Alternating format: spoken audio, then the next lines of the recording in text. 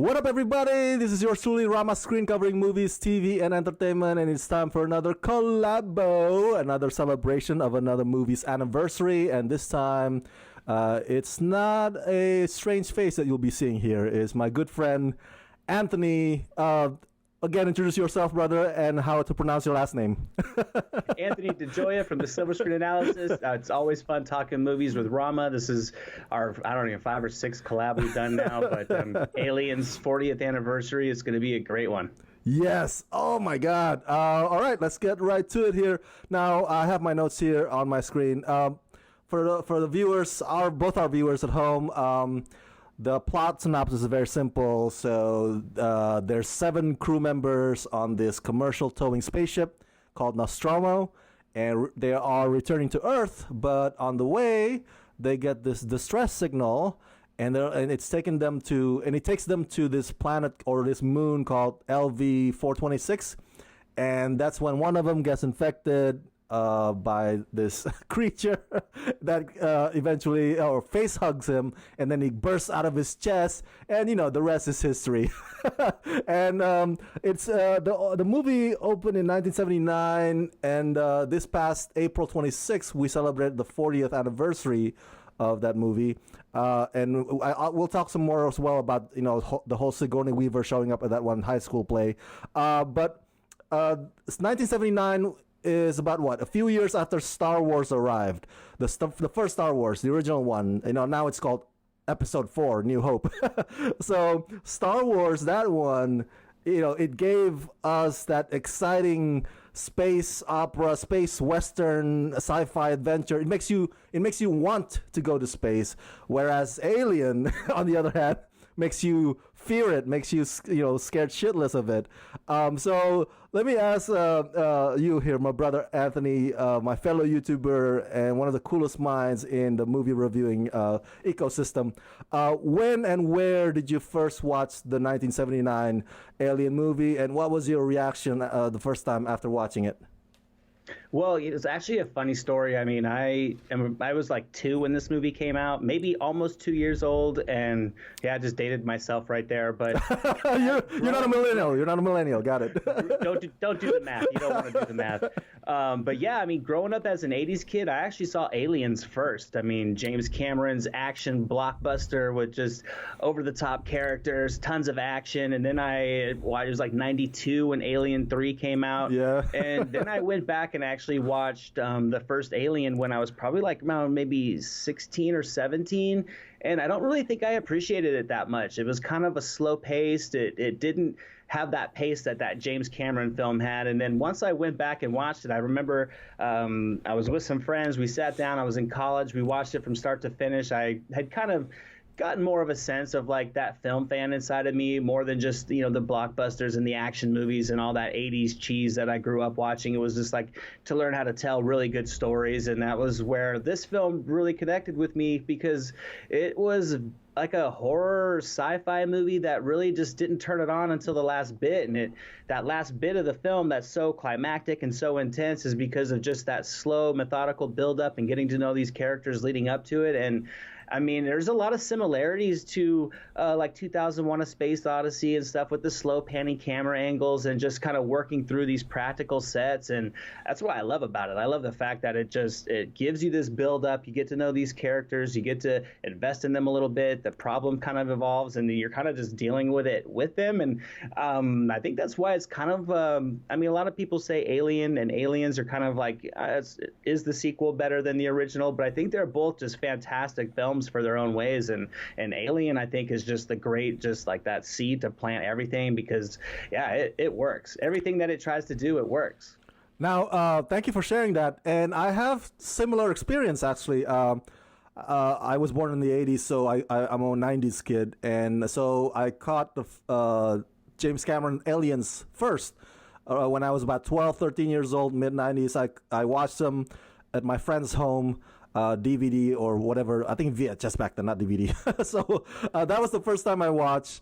And then later on, a few years later, then I caught Ridley Scott's Alien. And I remember, I was like, really? There's another one? I thought the one that I watched at my friend's house was that was it. But it turns out there were more. And yeah, I agree with you. This one's more of a slow burn. My reaction after watching it, I watched the first Ridley Scott's Alien, I think, on television.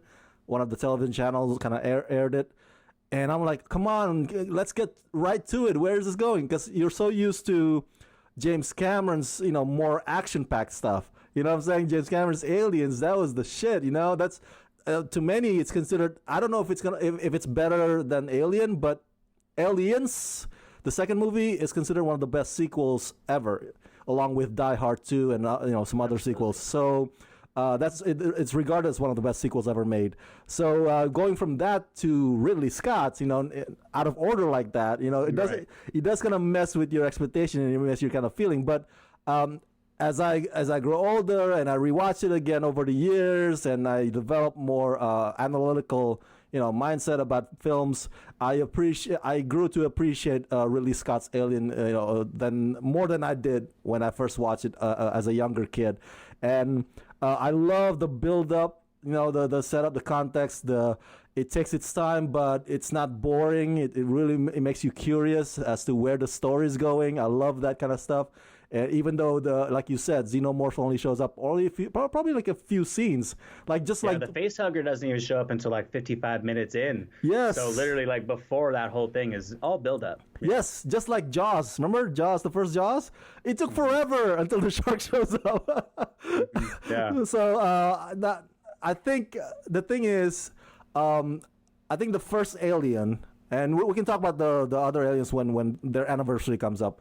But I think this first Alien, this is the movie, the sci-fi horror that other sci-fi horrors look up to, that other sci-fi horrors aspire to be like. If you see movies like Event Horizon or Pandorum, they have similar, kind of spirit or tone as this Alien. Yeah, a lot of the technical aspects are the same in those movies.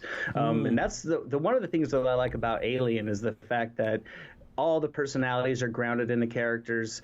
The dialogue isn't filled with exposition. It's just filled with natural banter that kind of sells this group as being just together for a long time. And then it's like with those practical sets, everything just feels greasy and slimy and has texture to it. And, and there's a lot of those corridors with the steam and water dripping constantly. It just feels like you're on this old ship. And it really does a great job of pulling you into it with them so that once everything starts happening and you start having these face huggers come out, they venture out onto this moon, you get the what do they call the big croissant ship that's out there, and it's intriguing, and it's something that I think you got to be a little bit more older, a little bit more appreciative of film to kind of appreciate that. But it's one of those things that it lasts like 40 years later. It's still a great movie. I just rewatched this one yesterday, and it's like I had a great time. It's like some of the stuff had me on edge like I hadn't seen it before, and it's like I think that third act in this film is one of probably the best third acts you can get. I mean, it goes through this long battle. Members are dropping off like flies. Spoiler alert, it's 40 years old. We're discussing spoilers here. Don't worry. Yeah. Sigourney Weaver's down to just being the last one. It's Ripley versus the alien. It's like you think she gets away onto the jettison ship, and then it's even more claustrophobic and contained. It's in there with her, and it's great filmmaking. And then just like the way the strobing of the lights, all the light shining through the smoke. I mean, the cinematography and everything in this movie is just pristine. That's a good point. What you said earlier in your statement, in that even though the story is set in the future, I believe I researched it's 2122. That's the year that they set the story in 2122. Despite that, like you said, the spaceship looks like it has seen better days, or it has it has gone through like a lot of beat ups, and even the their clothes, everything is weathered. They all look like they've been through some miles. Looks like the pipes are about to break, Yeah. I mean, it's kind of like that old version of the Millennium Falcon. It's like this ship is like a real functioning ship, and that's the problem with like a lot of sci-fi movies nowadays. Is things are a little bit too clean, things are a little bit too polished, they have a little bit too much theater lighting behind every panel and everything, and it doesn't really look like a functioning ship. And that's one of the good things about this movie is like it doesn't matter. It could be sunny outside, it could be raining outside, but if you sit down, turn off the lights, and start watching this movie, it's going to pull you into it. Yes. And you notice how, yeah, of course, obviously it was made in the 70s. So and we'll talk, of course, about xenomorph and the whole bodysuit.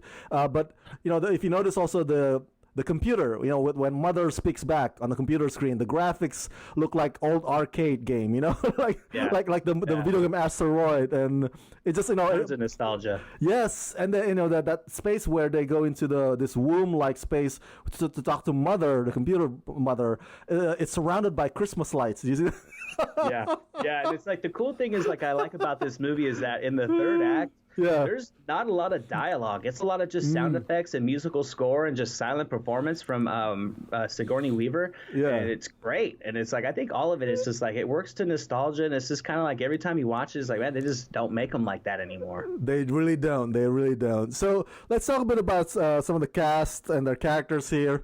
Unfortunately, some of them already passed away in real life.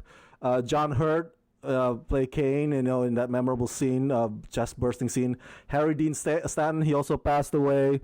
He played one of the engineers or the mechanics. Yaphet Kotto's still around. He was a Bond villain in one of my favorite Bond movies, Live and Let Die. Ian Holm is Bilbo in Lord of the Rings movies. And the guy who actually played Xenomorph in a bodysuit, Bolahi Badejo, a Nigerian fella, he passed away at the age of 39 years ago. And so he's this lean, skinny, 7-foot tall guy, and of course you have the iconic Sigourney Weaver, who has been in so many geekdom kind of movies, from Ghostbusters to Avatar to series like The Defenders to Galaxy Quest. Whenever there's some stories about something that gets fans geeking out, like sci-fi shit, they always cast Sigourney Weaver in some capacity. And like you said earlier, I love the chemistry between the characters in this movie. Even the tension, because Yaphet Kotto and Harry Dean Stanton, they're like, "Where's my money? Are we gonna get more money? Are we gonna get bonus?" And they get on the nerve of Dallas, played by Tom Skerritt. So I love that whole interaction and exchanges between them. Yeah, just made them feel real. It made them feel like genuine characters, like they were like the people they were portraying. And it's like, Sigourney Weaver was great in this one. I mean, she does have that vulnerability to her, but she really comes into her own. She doesn't take shit from anybody. It was great just watching her come into form, and you never know who's going to go next. And just, you kind of get a little bit of an emotional connection to each one. So when something comes up and something happens, you just feel it's about to happen. The score really slows, the camera movement slows, and then you always are constantly looking in the background. And it's like, everybody in this movie did a good job of not just delivering dialogue, but just doing just great silent physical acting. Now, fun fact, real quick for our viewers, Bolahi Badejo, I hope I pronounced that name correctly, the Nigerian fella, was discovered in a pub by a member of a film crew of Alien, who felt that he would be the ideal physique to wear the bodysuit. Ridley Scott, though, didn't, initially he wanted animatronics. But back then, the technology, even the animatronics weren't as sophisticated, so it would look clunky, I guess you could say. Mm-hmm. So they settled for bodysuit, but he made sure that you don't see Xenomorph a lot in this movie. You only see him like for a few scenes. And then I think I read that Ridley Scott says it's not about what you see, it's about what you think you saw. So that's the impression that he wanted to give the audience. So then the audience won't see Xenomorph and like, oh, that looks like a body. That looks like a guy in a bodysuit. So they won't that won't be told by the audiences. And nowadays, obviously, ever since then, Alien Xenomorph is all CG based. But I think Star Wars still had humans playing C-3PO and R2-D2 over many movies until R2-D2 can be on its own. So what are your thoughts about that?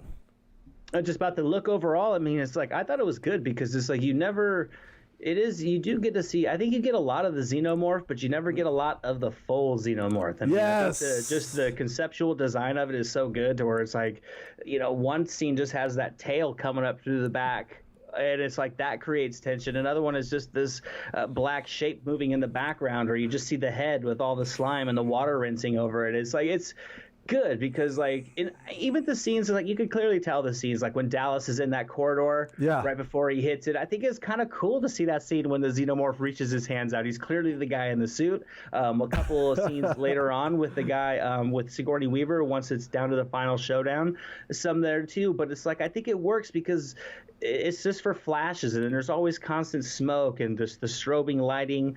There's so much tension being built that I think you get those little glimmers of what you did to get to see, and then your mind really just picks up on that. And it's like they always say, it's like the scariest things are what we imagine in our own mind, not what we're being shown sometimes. And this film kind of utilizes that. I mean, especially in that final scene where she kind of, she gets off on the jettison ship. She thinks she's all good. And then you can see it just lying in between the pipes over there. It's great. I mean, you get to see different pieces of it moving. And even then, it's like the smoke will come across or the steam will come across this side. Then you get to see this end of it and then that end of it. And it all is like a nice balance of giving you bits and pieces. I agree. And of course, we got to credit the design to the late H.R. Giger. I hope I pronounced that name correctly. And I think also I read here the design also gets help from late special effects designer Carlo Rambaldi. And I think I was rewatching it again for our conversation. And I was thinking like, okay, what is it about this xenomorph that makes him scarier than any other horror movie creature or monsters that throughout the history of cinema? Nosferatu, Gremlins, Leprechaun, the Descent creature, or Pennywise. And I'm thinking maybe it's because, and you can disagree or agree with me on this, but I think it's because Xenomorph doesn't really have an agenda other than, to kill and to implant this, the next larva inside somebody's host. You know what I'm saying? That's his only purpose. Whereas, he doesn't eat the person, he doesn't consume or anybody like that, or he doesn't have any vendetta per se. Although the sequel Aliens kind of shows the Queen gets really pissed off at Sigourney Weaver. So, but other than that, he seems just like a very, very just murderous creature that just murder for the murder's sake. What do you think?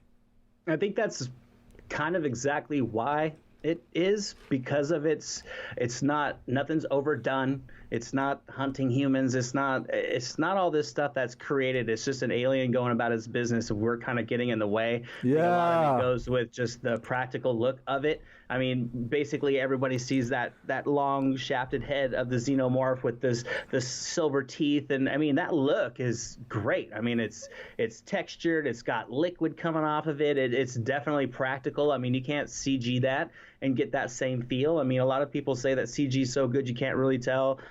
People will say like the lion in Lion King looks just like a lion is there, and I mean it looks great until you put a lion there, and then you'll be like, okay, I can see the difference. It's just that slight little bit of seeing something that's real and tangible that just it's so emotionless and just directed towards what it needs to do. It's very capable and it's unpredictable. You never know what's going to happen. It's very resilient. I mean, the end of this movie, you think it's done. It hooks onto that, climbs right back up into the exhaust. I mean, up until the bitter end, the thing's trying to get to where it needs to go. And I think that's the thing. It's just kind of like dead behind the head, and it doesn't have any emotion towards anything. That's where it's just we're kind of in the way, and that makes it more natural that way, I think. You're kind of in the way. I like that, and that goes to actually, I guess, the assumption that fans have about some of these characters in many of these sci-fi horrors, including Alien and Alien franchise. The dumb scientist, they call it, right? Is like if a scientist approaching an egg, it's like, dude, why do you approach it? Now get away from there, Mm-hmm. And they're even dumber in Alien Covenant. One of the critics out there says, wow, these scientists are even dumber in Alien Covenant than ever before.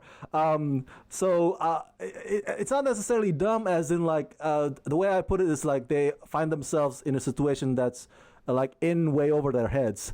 At least that's how I put it. Yeah.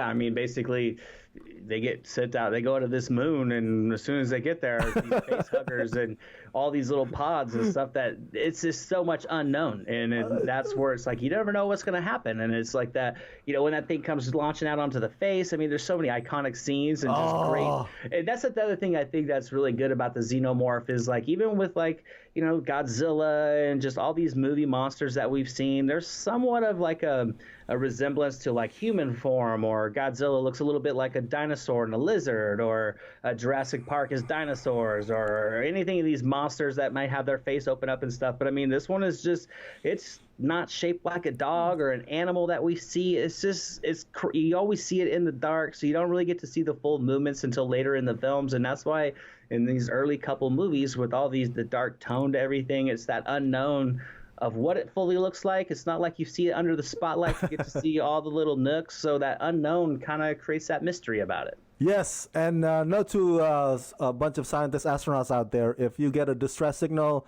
and you're not a rescue ship, don't answer it. Don't answer it. I think it's safe that way.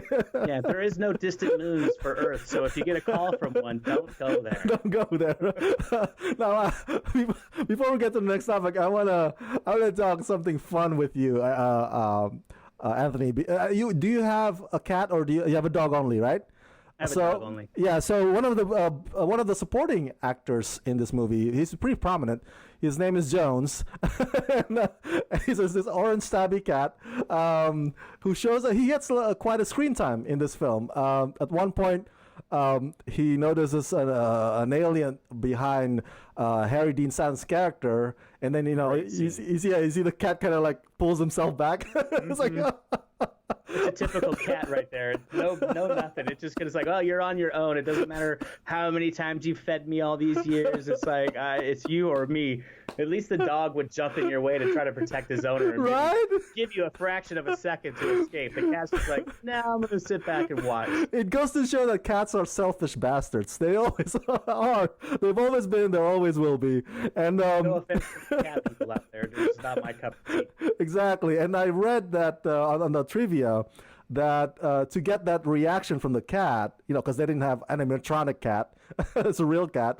Ridley Scott actually put a German Shepherd in front of the cat, and so the cat kind of like, oh, so he kind of walks itself back, and I was like, oh, what's this dog doing? Very, very cautious about the dog. So that's how Ridley Scott got that reaction from the cat. It's a great shot too, the way that the camera just pans in on that cat's face when you know that Harry Dean Stanton is just taking it in the back. It's terrible. Extremely well done.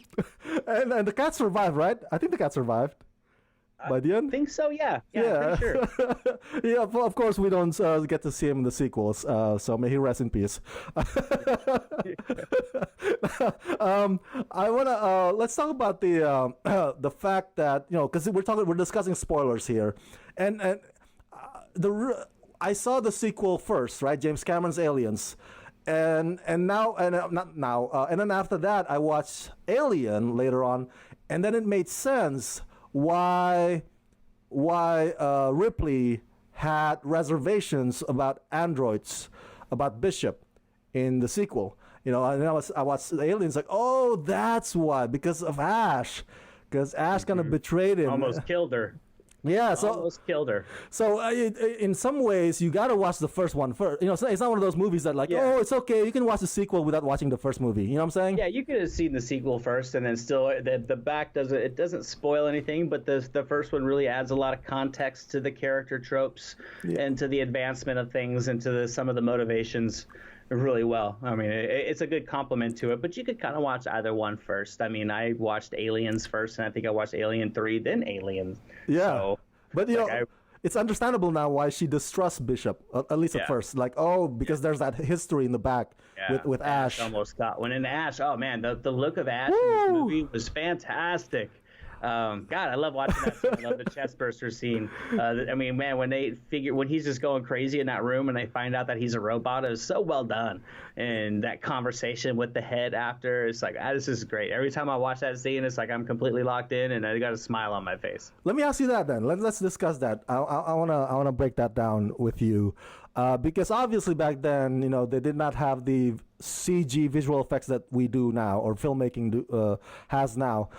So back then they rely a lot on claymation and a lot of the special effects for the chest bursting, of course, and also for the scene involving Ash as a head. Speaking back to because you can tell that that's his head, but then as it pulls away, it's a clay. Right. It's extremely well done. That's where it's like the art of it comes in. I think kind of nowadays directors, like in this movie, Ridley Scott was going out and he was going to like butcher shops and looking for like goat spleens and kidneys. Yes. And he was looking for like intestinal linings to use for like the tails. And it's like, you just don't see that as much anymore these days. Yeah. All the slime they said was KY jelly. So somebody's got to go call KY and ask for like 55 gallons of KY jelly and expect that person on the other line to be like, well, it's a great order. We're going to ship it to you, but we don't want to know what kind of party you're throwing. But it's just that practical stuff that you don't get. I mean, yeah, and it's like you look at all those effects and like when stuff is like out there and like the violence hits and it's like, yeah, a lot of it looks texturized and real because it is real. It's just like a mix mash of all this different stuff. And that's like ambitious creativity is what I love about those old movies. Yes, and I think a part of us as cinephiles, we kind of miss those old days where the filmmakers or the artists are forced to get creative, like you said. Whereas these days they would shoot a movie, with script like, okay, we'll shoot this scene and that scene, and then we'll digitize the rest of it. And we'll hire somebody to do it. They'll put like 5 guys on a boat, and then they'll digitize the ocean around them, rather than just going and putting a boat on the ocean. It's ridiculous. I mean, it's like you can go back and watch these movies and see a guy walking through a forest and like, man, that looks so cool.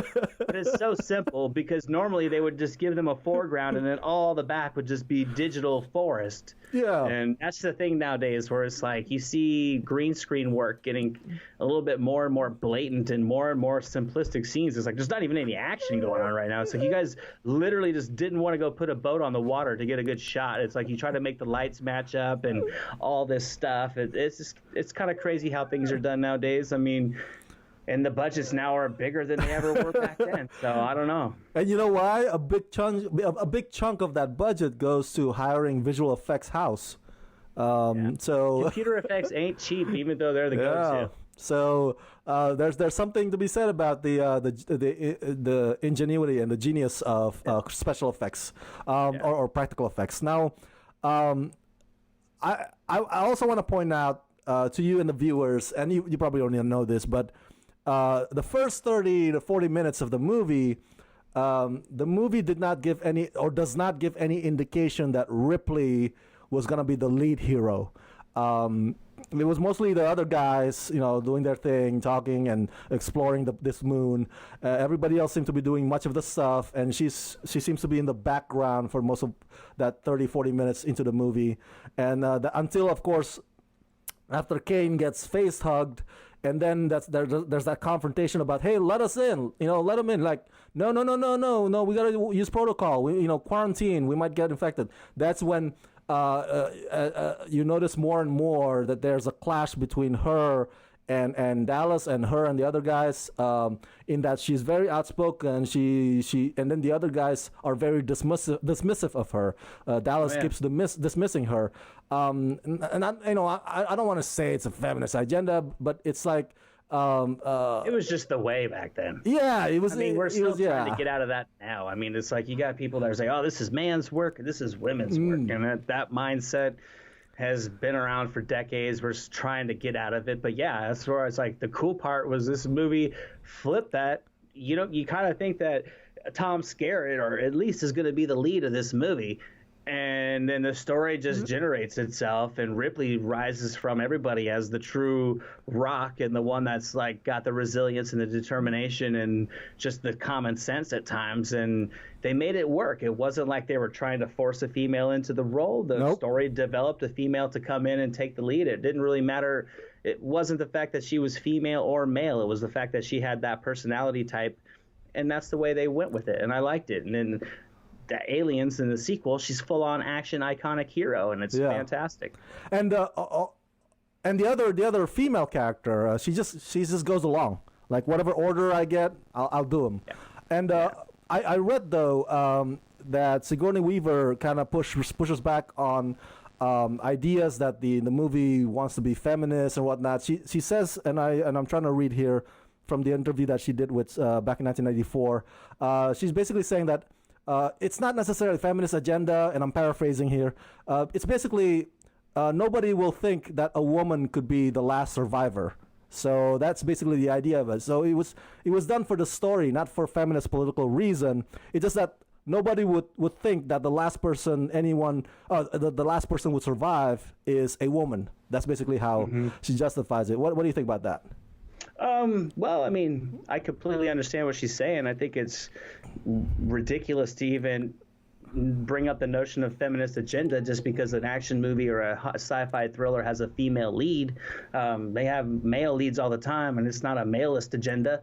It's just the way. I mean, it doesn't matter. I mean, you could say, like my wife, for example, when there's been some stressful situations when we're traveling, I get a little bit frazzled. She's the Rock. She's Ripley. It's not a feminist agenda because she can handle shit better than I can handle it. It's just the way it happens to be. And I think the fact that a movie like this, where it's like clearly not an agenda, just the fact that a female is the last survivor and is the one that kills this alien instead of a man being able to do it, to be a feminist agenda. It's just being different and, you know, not having that same story every time. I agree. I gotta pick a bone with this franchise though. I think after 2 movies of defeating the xenomorph by throwing them into space, it happens way too often after that in many installments. And that, by Alien Covenant they did the same thing. You know what I'm saying? I think they need to be creative about defeating xenomorph at the end, because after doing that the first 2 times around, it gets old, right? I think. Yeah, I think the franchise stuck around way too long. No, because in the second movie, right, that happens as well, right? I mean, the fight is much more epic between Ripley. She's in the walker suit. He's in that. She's in that big steel suit. Doesn't she smash down and like stab into it? Something like that. I forgot. But yeah, it gets thrown in space. Yeah, when you get too many of the sequels, it's like sometimes certain stories need to just have their beginning and their end. Don't try to like add a bunch of pieces into it. It's like back in the day, it's like just like, for example, have Prometheus out and do your Prometheus stuff and don't even let the people tie it together. It's like, don't try to like say you're connecting this universe of films together or trying to expand onto it. It's got a fan base over 40 years now, so you're never going to be able to appease the masses with any direction that a story takes. All right, favorite scenes. Of course, for me, chest bursting scene. I think it's everybody's favorite scene as well. Another one of mine. After rewatching the movie again, I'm like, oh yeah, I like that shot. It's when right after Ash throws Ripley across the room, and then you see the camera goes around or circles around Ash. I don't know if you remember that shot. I was like, whoa, that's some cool cinematography work right there. And then you see Ash going to see the camera with his sweat, android sweat. I love that scene. But of course, though, before you share yours, I just want to say that I think after trying to wreck my brain, it's like, oh, okay, it's my favorite scenes. I can only pick those 2. If you ask me, I would say that I have more favorite scenes in James Cameron's Aliens than in Ridley Scott's Alien. I can pick out more. Yeah. I'd have to go back and rewatch Aliens to see how many like iconic moments there are. Certainly the third act with her coming out in that suit, the steel worker iron suit that she had. But yeah, for this one, it's like there's some good shots in here that I really like. I mean, everything with Ash at the end, like when they find out that he's the robot, that entire scene with just the fluid and everything flying everywhere, the camera, everything is very unnerving and very frantic, and it captures that scene perfectly. I also really like that scene with Harry Dean Stanton and Yaphet Kotto down in the tunnel where they're talking with Weaver. Yes. It was kind of like a subtle scene, but it really just showed that was like that first glimpse of like Sigourney Weaver's like, I'm not going to take shit from any of you guys. Really like that. I mean, and then of course, that shot right at the very end of the movie before she gets onto the ship where she's still in the tunnel, she peeks around the corner, sees the xenomorph over there, and then she's just kind of, the camera follows her as she's backing down the corridor with the strobing lights and the smoke. It's just great film work. I mean, there's no dialogue right there. She's just holding that flame-throwing gun or whatever she had, and it's just very intense. And then, I mean, when that thing climbs out of those pipings after that, when she's on the jettison ship, and then the scene transfers over to the hood of her astronaut helmet, and you just see the strobing light. You can see that shape moving in it. It's great stuff. It gives you goosebumps as a film geek. Wait, are you? I'm trying to remember. Were you referring to that scene where Yaphet Kotto and Harry Dean Stanton kind of pretend like they can't hear Ripley and Yes. with the smoke? Oh yes. Yes. I love They that turn scene. it on and turn it off. Yeah. Yes, yeah. They wait till she leaves, and then they turn it off, and he says something, then he turns it back on. Yeah, it was just. They're like, what? Yeah, it really captures that kind of personality between them, which I like. I like those grounded character moments. Also, here's a fun fact for you guys. Ridley Scott as a director has many ways in trying to get reaction or trying to get something out of the characters, out of his actors. And I read that he instructed Yaphet Kotto to be a jerk or be a dick toward Sigourney Weaver on the set, even behind the scenes. So then on camera, Ripley, it's very convincing that Ripley dislikes Yaphet Kotto's character, in a way that, so you do it like that on the set, and then it comes off on the screen. That's what Ridley Scott instructed. And Yaphet Kotto, I read that he kind of regretted that because he liked Sigourney Weaver. Yeah. How could you not? She's awesome.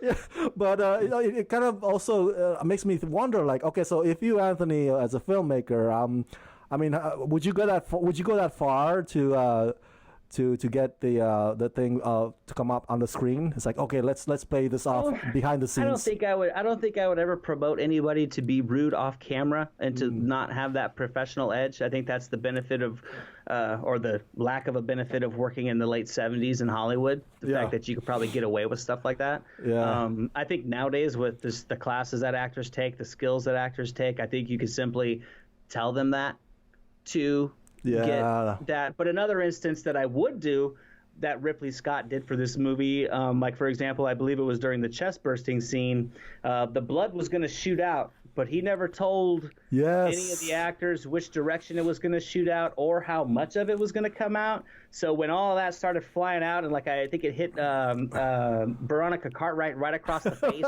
all that was real, because it's you didn't know it. And so that way, to get that genuine reaction, sure, I would do something like that. I mean, I'm kind of a prankster anyways, so it's I'd be kind of fun to kind of fuck with my cast a little bit and just have some fun, but at the same time get that same reaction. I think stuff like that would down the road make for a much more politically correct, fun, treat you the way I would treat me kind of story, as opposed to telling someone to go be verbally rude to someone just to get that emotional response, because I think they could have done that without it. Maybe, No, a good point. I also read that Bolahi, the Nigerian guy, Badejo, he was not allowed to mingle with the rest of the cast, so as to make sure that the characters are intimidated by his alien character or xenomorph. So that's also one way that Ridley Scott did. And to your point, you're right. Things don't have to be done that way anymore these days. I remember interviewing Michael J. White, who plays that gangster in The Dark Knight, and I asked him about, hey, how was Heath Ledger? By that time he already passed away, and I was like, how was he on this set? And it's people always thought that Heath Ledger was like Daniel Day-Lewis, always in the zone the whole time as the Joker the whole time. No, man, after cut, he's this fun, chill Heath Ledger that I just hang out with on the set. We can talk and make fun of each other. And then when it's action, and then he becomes, in the zone again. Yeah, so that's the job. Yeah. So he doesn't have to be all a jerk like the Joker, like freaking Jared Leto sending shit to his co-stars. Yeah, it almost sounded like that was maybe Ridley Scott power play. I don't know, just kind of having fun and some eccentricities that probably weren't needed. But a lot of the other stuff where he surprises them with, the blood and different things to get that natural reaction, to get the best shot in the scene. I'm totally for that, because it's I wouldn't have any problem with, a director or someone doing that to me. Now at the same time, I wouldn't have someone go be mean to someone off set because I wouldn't want someone to be mean off set to me, because then it's like you're causing friction between two people that you're not even connected with, and that's, pull strings like that. But I agree. Now, on to the next point. This is fun. This has been such a great conversation. Thank you so much, Anthony. I wanna pick your brain about this. I was trying to find out as I was researching and as I rewatched the movie, what it is that the fans kept discussing over about the movie itself, and some of the top topics that come up. One of them is the fact that you see Ridley's butt crack in the movie, and a lot of fans are are divided about that. Some of them think like, oh, maybe that's an allegory or imagery about rape because she's in her vulnerable moment and the alien invading her space, and so they really try to read so much into the whole thing. And some people will be like, oh, why are people so upset about over sexualization in that movie, but they never get upset about over sexualization of Ripley in Alien. What are your thoughts about that? It's a little bit overreactionary, I think. I mean, it wasn't. I mean, I don't know. I think it's much more blatant in like a Michael Bay movie or any of the Fast and Furious movies when a scene opens up on three girls' butt cheeks, walking in bikinis. I mean, that's much more sexualization than this one. This camera was just sitting back, and I mean, the cut of the panties were a little off. I mean, I don't know. 70s I always thought had a lot more like granny panty style, but I don't know. They seemed a little bit slinky for that era. I'll give them that, but I mean, it's seen more crack from a plumber fixing my sink underneath the couch or underneath the kitchen sink. Exactly. It's not like it was accentuated. It wasn't like it was. I didn't feel forced. It kind of felt like that was just her moment. I mean, you could have caught it with like a different cut. It doesn't really seem like a realistic cut for something that you would be space traveling in. Maybe something a little bit more, I don't know, covering and more spandexy instead of just like Hanes tidy whities. But I don't know. I think if you go into all that aspect of all of this and sexualization for that scene, it's like you can really. There's a lot of other scenes you can in movies that are much more blatant that I've never heard anybody mention about. That it's like, okay, fight the fire, don't fan the hot air onto the sides. It's like work on the issues, like the movies that really do, like Michael Bay in the last Transformers movie with a 13-year-old actress or something running around in a tank top with her shirt open. That's the issue. Sigourney Weaver, who's very much of age, it's not even zooming in on anything. It was just a shot. It is a shot in the movie that probably didn't need to be there, but it was, And here's the thing: when I watched it, because I said again, I watched it after Aliens. It's funny that it's not called Alien 2, it's Aliens. Anyway, I watched it after Aliens, and I was about probably junior high when I watched the first time this Ridley Scott Alien. And of course, being the stupid younger teen that I was like, the first reaction was like, hubba, hubba, hubba, like Beavis and Butthead, like, but over the years, after seeing so many movies and after seeing the real deal, the real ones, and I'm going to go detail into that, you've grown up. You go mature, and it's like it's not a big deal anymore. It's like, okay, it's like freaking butt crack, so what, I think for the fans who still debate or argue over that topic, even to this day, they're just trying to pick something where there's nothing there, to pick. I think, in my opinion. Oh yeah, I mean, restrictions on television and ratings and all that stuff back then were so much more tight than they are nowadays. And it's like, if back then there wasn't an issue for it, there shouldn't be an issue for it now. I mean, there was a time when like nudity in movies was trendy, and she's not even naked in it. It's like I said, I've seen more plumber crack from a guy working on something, and I took much more offense to him than I did to seeing this, just because it's just like more. It's like so much more. And this one is like, it's such a minuscule thing. I mean, all throughout, it's like, you see like Sylvester Stallone's butt in a ton of movies. It's just the way that it goes. I mean, nudity in movies is always going to be a thing, and it's sex appeal and selling that is always going to be a thing. And sure, maybe they put her in those panties and in that scene to kind of sexualize her a little bit to attract the men to her, but it didn't at all detract from her character. It didn't diminish the intelligence or the skill set of her character. So I don't really have a problem with it. And we got to keep in mind to the viewers out there as well that when she takes off her clothes, she was about to go into stasis mode. You know, she's about to go that long hibernation. You know, that's what you do. You that's just like the characters in the beginning of the movie. They are without clothes in the first half. Like, you know, they don't sleep with freaking jacket and full on clothes. You know, so that's the purpose of that. And I think if the story would have been different if Sigourney Weaver had come out against it years later and, you know, complain about like, oh my God, you know, then that would have been a scandal or story in itself. But that never happened. So I think it's a nothing burger. But I want to give you this another fun fact. Honestly, to be realistic about it, if you were space traveling through this thing like that, I think everybody would be naked. So you should be happy that the very beginning scene, it wasn't the guys and the girls just getting up full on butt naked, because I don't imagine that you would get into that cryostasis chamber thing not naked. I mean, the Universal Soldiers, when they went to sleep, they were naked. So it's like the fact that they clothed them up at all, you should be happy with that. Yes, I'm happy with that. And I'm happy with the nudity in Game of Thrones and Spartacus. I mean, people, come on. Nudity is awesome. All right, you guys? So chill out. We're all born naked. Come on. It ain't nothing that you haven't seen before. Exactly. Now, I want to read to you this fun fact that I also found that about the writers. You know, we got to credit the writers also, Dan O'Bannon and Ronald Shusett. And so the whole face hugging method, they were adamant about that. They wanted the first victim to be a man, so that it would not fall into the horror cliche of women being the first victim, and that they don't want to come off as or implying that if a female is or it falls into the casualty of a symbolic casualty of rape or something that's inappropriate by face hugging invading this person's space. So they want that to be they want male to be the first victim, who is John Hurt. That's interesting to me in when I saw that. So another thing also, if you notice, flamethrowers used in this movie, and this is years before The Thing. People always associate flamethrowers with The Thing, 1982 John Carpenter, but freaking A, man, Dallas was already using flamethrower. Ripley was already they already made it famous before flamethrower was a thing, and I thought that was a pretty fun fact. Now let's get to the next thing here. Alien Day is April 26th, and there's something interesting that happened this past Alien Day. So there's this high school named North Bergen High School.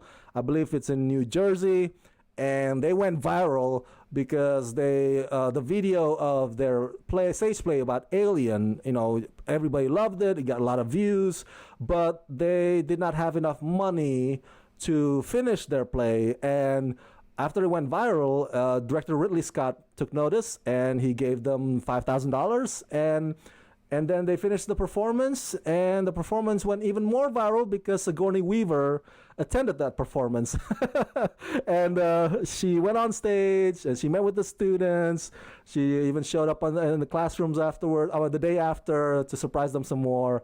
Oh man, I don't want to play the video here for you guys because it's copyright reasons, but I'll provide the link in the description box below this video.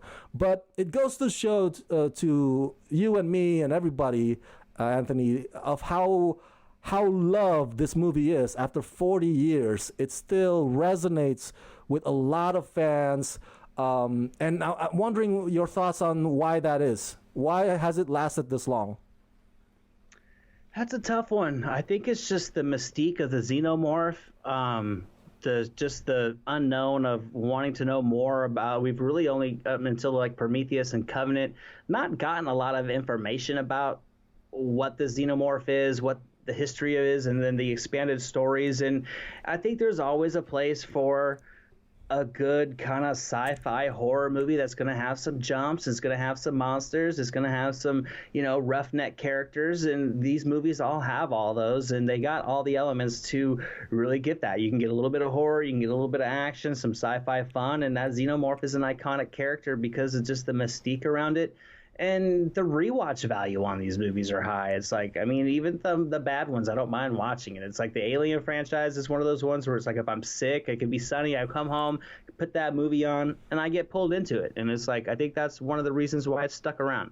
Now, and Sigourney Weaver as well. I think her in that role, I mean, she really, in the 80s when it was just filled with just male iconic characters, she really held her own, and she stuck around. She embraced the role. She did the sequels, even the ones that weren't so good, and she continued on to it. She embraced it, so I think other people embraced it. A lot of times you see performers kind of turn their back on some of their earlier works, and then they the work itself kind of fizzles out. But when the director is still passionate about it, the actors are still passionate about it, and the films stick around, it's like people like them.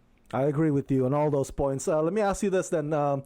If you were to create a stage play of a movie, what would your movie be, or what stage play version of a movie would be? If I was going to do a stage play of a movie, now they did a stage play of the whole movie from start to finish? They did the whole thing. Yeah, I'll provide the link in the description box below. I think it lasted an hour and a half or something like that. Yeah. Okay, if I was going to do a stage play, I would probably a movie. I would probably do The Goonies in a stage play. Okay. The Goonies, because I could play the older brother, and then I could have all these kids that would be like the Goonies, and you could really easily change out have a couple sets here and there, and that would be the one that I would do. I think it'd be fun to just kind of go back. It's like one of my favorite movies. Capturing that kid spirit that we all have inside of us is something that would be fun, and I think and it'd be cool to just introduce that movie to kids. I would do Hostel. I'm kidding.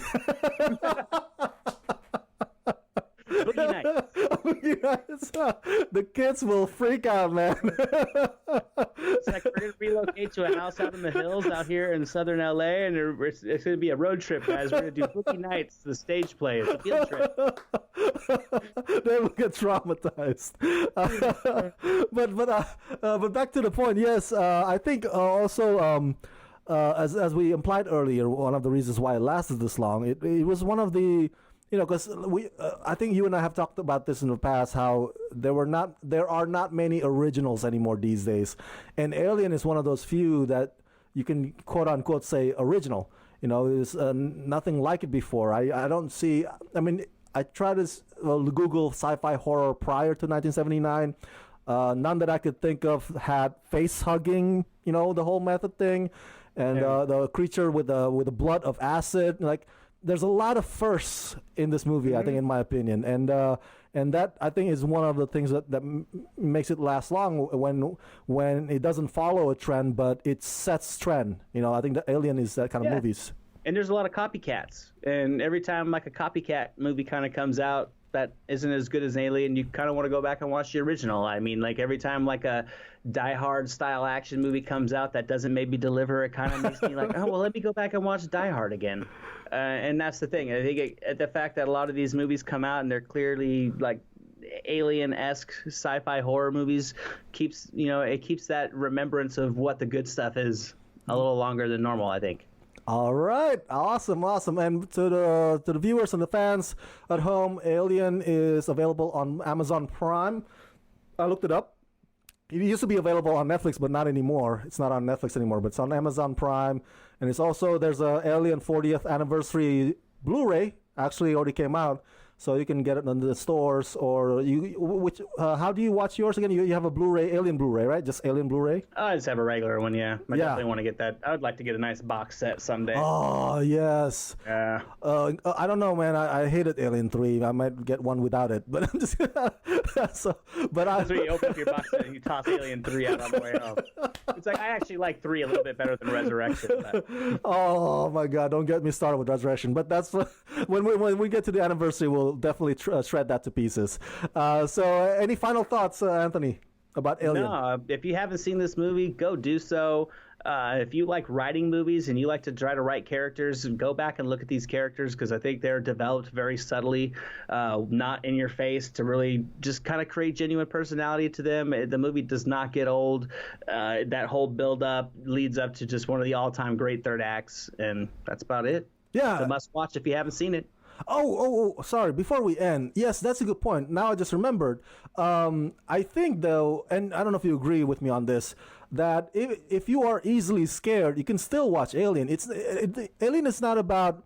It does have a few jump scares. You know, some of them involving the cat Jones, but that's never the movie's main focus in terms of the horror part of the sci-fi horror of Alien, right? No, and when you go back and watch it, you're gonna actually think it's a lot more visually violent than it actually is. Yes. I mean, it just got some couple like little. I mean, the chest bursting scene. Okay, that's gonna be a little bit violent, but I mean, other than that, it's a lot of quick cut. A lot of the stuff that's the scariest stuff in the movie is the stuff that your own imagination works up. So, I mean, for example, like my wife, who doesn't really like to watch horror movies, she can very easily sit down and watch this one and get swept up into it, but it's not got a ton of gore. It's not too much on the gas, and there's enough story development to keep her invested in wanting to care about why all this stuff's happening. And I read that the version that got put in the theaters, actually, it's the version that got condensed down. There's a director's cut or some additional scenes that are out there that I don't know where to see them. Do you know? No, I don't know if there's an actual cut, but I know they found in like a London vault somewhere. I read they found a box of footage that came from that, but they apparently had to chop a bunch of it out to not have an X rating. Yes. I think there was about maybe close to 30 minutes of it that they cut, and you can kind of tell where some of it is. Like, for example, when Harry Dean Stanton's looking for his cat, and I think they use that cat scene because as soon as that thing slams into his chest, you get like maybe 3 frames, and then it shifts over to the cat's point of view, and I think that's a lot of the editing where that could have went on a little bit longer. That's right. And then the cat could have tailed in. There's a couple moments like that where when the violence really hits, it cuts away. But it's done in a way to where it doesn't hinder what you're actually getting to see, but it does kind of let you know that there could have been about an extra 5 minutes or a couple minutes here, 40 seconds there to kind of add on to some of that. I mean, obviously it had to be violent. I mean, I think probably the most graphic scene was the chest bursting scene that they let in there, and I'm assuming that they probably had multiple scenes that with that same level of practical gore, that got cut just because they're like, no, we aren't gonna want to watch this in theaters. We do. We want to see it. I do. Yeah. See, this is why I like talking with you, Anthony, because you have a sharp memory. You have good memory of some of the details in a movie that you watch. Sometimes like what you just saw right now. Sometimes I would remember something by the end of our conversation, but you can pick out the details, man. So I appreciate it, brother. You have that gift. You. So thank you so much for this conversation, and I'm sure that we will get demonetized because we talked about butt crack. So, but that's okay. You know how YouTube is these days. Yeah. Demonetized. We talked about butt crack. We said nudity was okay and don't think it's a big deal. So we're probably gonna go. I won't even be able to log onto my channel anymore. So, for the viewers out there, Anthony, where can they find you and subscribe to you? You guys can find me on YouTube at Silver Screen Analysis. You can find me at silverscreenanalysis.com. Silver Screen Analysis on Facebook, at Your Cinema Guy on Twitter and Instagram. And you recently covered Seattle Film Festival, right? Was it good? Yes. Yeah, I saw a lot of good films. I saw a lot of interesting movies. A ton of stuff is going to be on the writing side. I'll probably be doing like a video wrap-up. I'm still wrapping up some screener links and stuff like that. It actually, the festival ends tomorrow. But I went up there for 5 days and had a good time, man. Yeah, it was good. I grew up in that area. I was a kid up there just watching movies. So to kind of go back and cover a festival in my hometown and some of those same theaters was awesome. All right. Well, I hope to see you again when I come down there for San Diego Comic-Con. It's always a pleasure talking with you, Anthony. And till the next collabo, everyone, let's rock this.